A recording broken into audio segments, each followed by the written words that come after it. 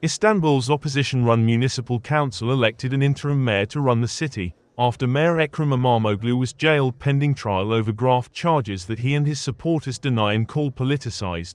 Last week's detention of İmamoğlu, the biggest political rival of President Tayyip Erdogan, triggered the largest anti-government demonstrations in Turkey in over a decade and led to mass arrests, as hundreds of thousands heeded opposition calls and took to the streets in mostly peaceful protests.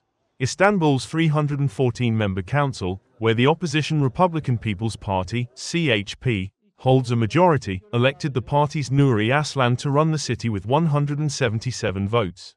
The interim mayor will run the city for the remainder of İmamoğlu's term, as he awaits trial.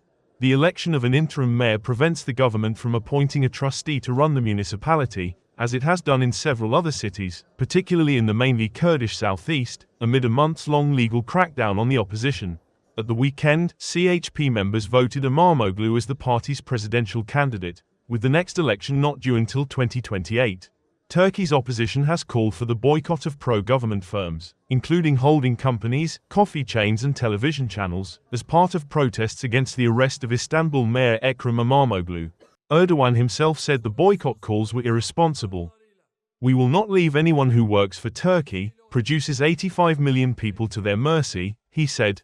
İmamoğlu was dismissed from his seat by the Interior Ministry following his arrest over corruption charges, which the main opposition CHP said was a coup attempt against the future president. Turks have held rallies daily since İmamoğlu was detained last week. CHP leader Özgür Özel has also called for the boycott of dozens of companies that are close to President Tayyip Erdogan's government, a move that opposition supporters have backed on social media.